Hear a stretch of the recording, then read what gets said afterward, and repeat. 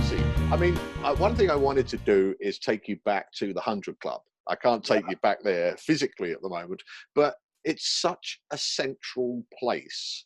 I've never known a place in all of the people I've been talking to that has united so many disparate people. Some people don't even know each other, maybe weren't even there at the same time. And I'm going to just ask the simple question: what does the 100 Club mean to you? Oh, Jesus. Right now, I'm getting, like, I have goosebumps and the hairs are standing up. Yeah. What does it mean? So many, so many things. Yeah. How can I sum it up in one word? Don't Magic. try. Just give me a couple of words. Magic. Magic. Just magic. Yeah. And what makes it magic?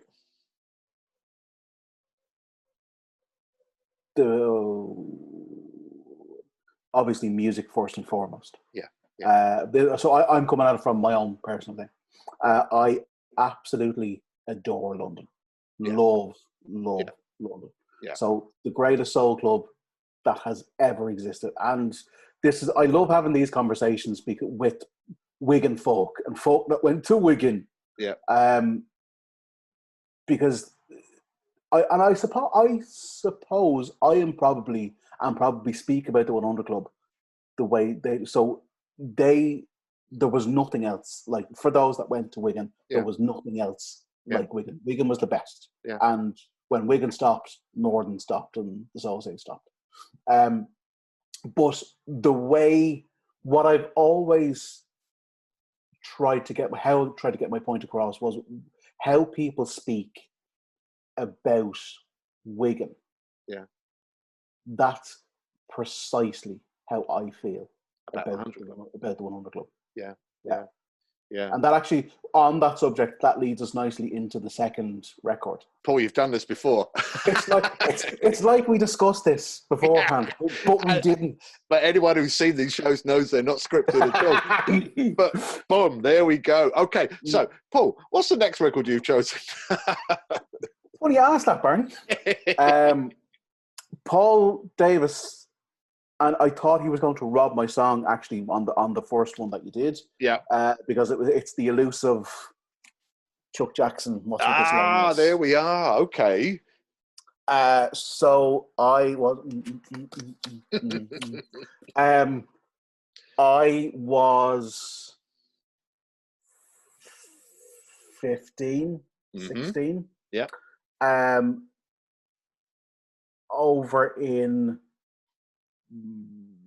Sitting over in Wigan in Dave Holt's house. So back then, there was a contingency of Wigan lads that caught wind of the soul scene, and they loved it. And then they found out that I was there and I was on the scene, and they loved that there was new blood coming into it. And so they took us under their wing, and we went over. And Dave Holt, because he went to Wigan, he was only a kid when he went to Wigan as well. Yeah. So and they ran a soul night in Loughton, and it was immense. This is something because again, this was my.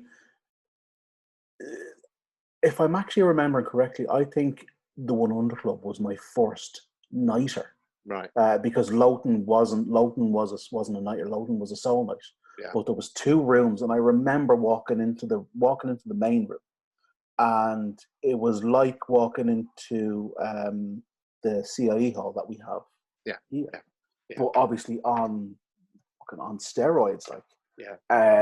It was. I remember walking in because what you got to remember is what I was used to. Sorry, was the plough. Or would have been it was the plough, because the plough and the Bankers. We went to Dublin Soul Club, went to the Bankers on Stephen's Green for a while as well, which I love. I loved that venue. Right. Actually, that venue was the first place that I started DJing. There you go. Yeah, but now, and obviously, as newbies come onto the scene, you're playing boots and you're playing issues and stuff like that. But I didn't care, and I remember I got the first time I walked into Conservative, Yeah. I got back. I instantly, like, that brought me back to Bankers, because they're very similar Yeah. in their layouts. Yeah. Yeah. You come in, you walk down, you walk around an alcove, and the way you come in. Yeah. They're very similar, and I Yeah. don't even know whether the Bankers still exists anymore. But yeah, they're very, very similar. So the first time I was in D8, that was the feeling that brought me back to, Wow. that. So anyway, I'm going off, and I'm going off. Sorry, I go off on tangents. Tangents are here to go off on. So anyway, was over in Dave Holt's house, and we were listening to. Now again, back then, you're talking 97, 98. Yeah. So soul on the radio. Yeah. Was a very not novelty, but you get what you like. It was special. It was rare, because we didn't really, in Ireland, we didn't have anything like that other than community radio or the Pirates. Yeah. There was nothing like that. Yeah. So to hear a Northern Soul DJ play Northern Soul records on what was a commercial station, I think it was Jazz FM, the actual UK Jazz FM. Lovely. It's a commercial station. You're like, this is mental. So I remember, and he did this top 3 thing, and Chuck Jackson, What's With This Loneliness, was part of it. And I have it on tape as well, because we recorded this and I had it on tape, brought it home with me. And it stuck with me instantly. It was like, it's the intro, that's, and myself and John Dunn have a thing where it's the intro. It's the intro gets you. Yeah. But it's the intro that gets the dance floor as well, isn't it? Oh, absolutely. Yeah. Absolutely. Yeah. And it's timing. What I always say is, and again, another tangent, but when you have an intro, say for example, Cliff Noble's Love Is All Right. Yeah. Bang, bang, bang, bang, bang, bang. Give it, when you come off the back of the previous song. Yeah. Give it a second. Yeah, just breathe. Let it breathe. Yeah. And then hit it. Yeah. Because people are waiting, people are looking around, and when that hits, they're like, oh. Yeah. So anyway, Chuck Jackson, it was on the tape, and at the time, I didn't realize what it was. I didn't realize the significance. I didn't realize it was an anniversary single. Then fast forward, my first 100 Club at Nighter. And this was, so I love traveling. Yeah. It means to some people it's a hack and it's a nightmare. To others, it's fine, and I love it. Yeah. So the first time I went to the 100 Club, you would think, oh, you get a flight from Dublin and you're going to go to Heathrow, you're going to go to wherever. Yeah. No, I got a plane from Dublin to East Midlands Airport, and then got I don't know why. I don't know why. And then got so then you had to get a train down, did you? Train down, yeah. But loved every single second of it, because I was on my own. I was doing it on my own. Yeah. And that was back in the days where they were the 1 to 8 a.m. nights. So they'd start at 1 and they'd go till late. Or I think they started at 1:30 and went till 8. So the thing is, I went over to London at like it was 11 o'clock in the morning or something. Yeah. So obviously I had all day and all night to try and amuse myself. But obviously a nipper walking around the big city, you're gonna take it all in. So went to the 100 Club, had the first nighter, and it was amazing. And Chuck Jackson comes on at what was probably about 7:30, 8:15, and you're tired, you're emotional, you're after having all that dancing, all that traveling, and then that song comes on, and it just stuck with me ever since then. And then then obviously the more you got into it, so I honestly genuinely can't remember what year that was, but I think I was only about 17. That can be for the And part that's 2 of this show. yeah, but that's the thing. So yeah, it stuck with me ever since then. And obviously, your knowledge and your want of knowledge sort of gets bigger. So in the early days of the 97, 98, 99, Yeah, you're just getting into it and you're learning. But yeah. then when you're going out on your own, you're discovering stuff, and then you're getting to know the local knowledge of the 100 Club and the history of it and Yeah, the yeah, importance of it and the importance of the records that are played yeah, and that kind of thing. yeah. So that's where What's With This Loneliness I like and that. the love affair came I from. like that a lot. I like the song anyway, but like these songs are one thing and they mean a lot in their own right. Yeah. It's the attachment that they have to us as humans. That's Yeah. what adds the dimension. That's what Yeah. connects us. That's and that's why I like intros, because Yeah. they can bring people together. So Yeah. what I'm going to do is I'm going to go back to, because I was asking you about the set that you played at D8 and some of the things that you played, because it kept the floor full, and then that's going to be a segue into your third song. So Yeah. I'm curious to know, because was it what you thought you were going to play as a set? Actually, no, it wasn't, because like this is where let's talk absolutely honestly and openly for a second. We all start off wanting to go, I'm going to play my rarest records. I'm going to show off. Yeah. Yeah. And then it actually comes to the time of yeah. being the DJ and doing your job. And then you look at it and you go, no, that's not going to work. That's not going to work. Yeah. That's not going to work. Yeah. I need a full floor. Yeah. Yeah. Yeah. You employed me to do a job. I need to do the job. Yeah. Otherwise, I won't be employed again. It's that simple. Yeah. So if I come along and go, sorry, Barney, I know you have a crowd on the floor, but I'm not going to play to them. Screw it. I'm going to play to me. Yeah. That doesn't work. Yeah. That's what the record room is for. That's what just a lazy Sunday afternoon is for. Yeah. Yeah. When you're out with these nights, you have to deliver the goods and you have to entertain. Yeah. And I would like to think that I read the crowd and I was able to deliver. Paul, you delivered. You delivered. It was joyful. It was joyful. And what was interesting is, one of the things I like about the scene here is it has traditional elements, people who've been involved for a long time, but it is always attracting new people. Yeah. So one of the things I've always liked about some of the nights I've been to is you have 3 or 4 separate crowds who wouldn't normally be in the same space. But then when a 3-minute bit of vinyl comes on, these separate crowds become one crowd, because as you were saying, and we're thinking, it's only about the music. Doesn't matter who you are, doesn't matter where you come from, doesn't matter what you look like. You may be the most amazing.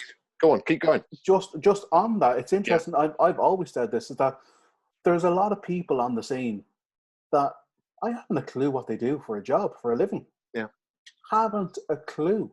Yeah. Because it just never comes up. We're there for the music. Because other things come up, don't they? And these are people that you've known for years. Yeah. Yeah. No, I mean, I think that's what's... It's very it's very fascinating. That's the bit of the scene that I always couldn't get over and was always fascinated by. Yeah. Was that there's accountants, there's film directors, filmmakers. It's insane. Yeah. And you go, when you actually find out, you go, oh, that's what you do. Oh, okay. Yeah, because I mean, the thing about it is that this is incredibly relevant to our understanding of each other as humans, what we do and how we behave. But actually, also, this is interfaced through a commonality, through a love of something. So it's not that we don't care about those other things, but there's too much of this thing that we do care about for the 3 hours, the 4 hours that we're together. That's, because you can't have nights every week. That's the thing about it. And if you did, it would just kind of crumble a little bit, I think. And so, I mean, with that in mind, what's your third record? And so this was during the set you played. Yeah. This, for me, there's so many memories attached to this. Yeah. So first and foremost, Hello. GQ, Yeah. make my dreams a reality. Lovely. Love, love, love. Yeah. Yeah, it's an amazing record. Yeah. It is. It's amazing. And the memories it gives me and the memories that I have of it. Yeah. Because again, you got to remember, I started on the scene around 96, 97. Yeah, and you're younger than everybody else. Yeah. Now, can I just point out there? That's not my words. That's the running joke of Paul Davis. So that's the joke that he gave. But yeah, I grew up in Cleethorpes. So right. again, Yeah. while other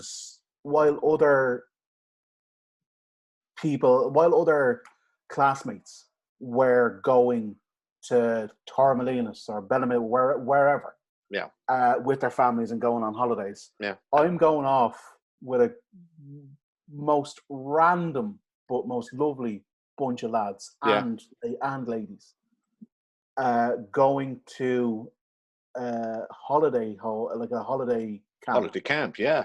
On the east coast of England. Yeah. To dance to records that ultimately nobody knows. Yeah.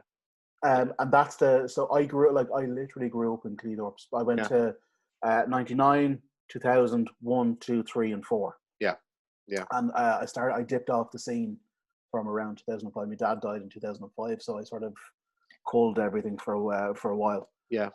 But there's something very, very special about Cleethorpes. Yeah. And Cleethorpes Modern Room. It's another one of these geographical locations that has so much so many connections with so many people. Yeah. Just because, again, it was the first. Actually, I was going to say it's the first, but it's the only weekender that I've experienced. Right. But again, magical from the first second that you meet everybody in the airport, and you've got the giddy anticipation. Yeah. And you've got the having a pint of Guinness at 10:30. Yeah. On a sunny. There's a tradition of morning. soul people travelling, isn't there? Taking photos of drinks at Dublin Airport. It seems do a Bill Keeley. Do a Bill Keeley, exactly. Exactly. Yeah. So Cleethorpes holds a lot of memories. From there. Yeah. And the Modern Room, there's something magical about that. So and again, I wasn't a massive Modern fan when I started all this. The usual. No, I'm 60s. I'm 60s. Yeah. And the more that I started to hang out with John Dunn and Brian Dunn, they opened my ears up to the 70s crossover modern side of things. Yeah. And there's actually that was one of my honourable mentions, actually. There's space for an honourable mention. Yeah. So the reason I choose GQ is I always remember GQ. It wasn't the first time I heard GQ, but it was the first place that I heard GQ that really grabbed me, that really got my attention. Yeah. Because again, you're bouncing in and out of the two rooms, of course. And the Saturday afternoon and the Sunday afternoon sessions in the Modern Room are very, very special. Because the nighter, when it comes to the nighters, you will get your heavier stuff, you'll get your proper modern stuff. Yeah. But in the afternoon sessions, you get the crossover stuff. Yeah. And that's where this sort of stuff comes into play. Yeah. And just when that came on, and the thing is, to a full floor anyway, but then you see when it comes on and you see even more people cram on to that floor. Yeah. It's insane. It's a mad feeling to have, and it's a mad thing to watch, and it's a very special thing to watch. Yeah. But and there was a few others that I could have chosen for that same memory, but GQ just really holds that kind of thing for me. And it's one of those things where if I am leaning on the modern crossover side, GQ it's a winner. It's a winner day in, day out. I would personally class it as a banker. Yeah. because it's just, you can't help but move when that record comes on. I'd also say it's a smiler. It's one of those records that, you know, you've heard a lot, but it doesn't make any difference. Every time I hear it, I just smile and I just It's go on the break, and it's like the foot clap, the clapping and the foot stomping as well. yeah, It's just, oh yeah, man, and that's the beauty of going back to D8. I think you go in, myself and John have talked about this before, that you're going to go into a world of your own. yeah, You do, obviously you see the crowd and you see what's going on. yeah, But you go into a world of your own where you're dancing around the stage and you're giving a socks. yeah, But I was flicking through the records and GQ was on, so I hit it. I remember, because I remember hitting it and then seeing everybody reacting. Great, brilliant. yeah, So then I turn around, flick through the box, what's on next? And it was when I picked up the next record and turned back and I saw the place bouncing. yeah. You can't buy that feeling. No, you can't. You can't. And it's interesting also because it's the same feeling that people would get irrespective of the music they're listening to, if it's the music they want to listen to. So like if you went to house all-nighters, which we used to do, it's the same experience. But in many ways, obviously, it's interesting when you are both dancer and DJ simultaneously, because you've been in places where you've danced to it and also you've been in places where you've played it. And so to have that kind of duality attached to an individual single, that's where the magic is, I think. That's that moment where you love it so much that you will always dance to it. And also, now you hope a record like this will put people on the floor, or more importantly, keep them on the floor. Exactly. Yeah. You know, that's the thing. So I heard a rumor you've got an honourable mention as well. So. See, I feel bad now for breaking for breaking the rules and breaking the system. But look. just again, so just on the, when I say honourable mentions, I've two.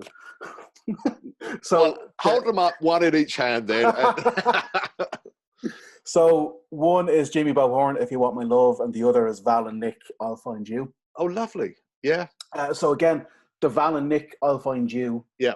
That I sort of put that into the Cleethorpes bracket as well. While there's special stuff happening in the Modern Room. Yeah. Val and Nick, I'll Find You. I would associate that record and that type of record. Yeah. On of a Saturday afternoon and a Sunday afternoon session. Yeah. In Cleethorpes. Yeah. That's what I would. So I would have that. So I associate records with feelings I got in places that I absolutely. That I yeah. And then I would equate this with John and Brian Dunn. Okay. And yep. Doing record sessions in their house on Sundays, just going over to play records. Yeah. Because again, I was always, no lads, I'm into Northern and 60s. That's what I love. And I hold those two responsible for just broadening my ears to go. Yeah. No, listen to this. So John's a massive crossover advocate now. Yeah. And I remember back in the Dublin Soul Club days when we were in the commercial club, like Brian Dunn, I don't know whether he'd have the time, but I would love if you were able at some point to get him on because that man's records, insane. And he was like kind of visionary. Like when everybody back then, it was a very, and I think I forget who alluded to it before and who said it before. But it was one of your guests that said it before, that back then it was I think it was Ian Bourne that actually said it. I think it was Chips that said it. That it was, back then it was a very 60s orientated scene. Yeah. And Brian, and actually it was Brian, Joe Moore, Chips, they had their own little crew going. Yeah. And it was actually then, I remember the nights that we had in the commercial Rome Club. Yeah, that it was those guys that actually put the Modern Room on. Right. And yeah. they were forging ahead with Modern, and I vividly remember one of the nights where Brian played something, and it didn't really go down too well, and everybody was like, "Oh, we're not here for that," and I was like,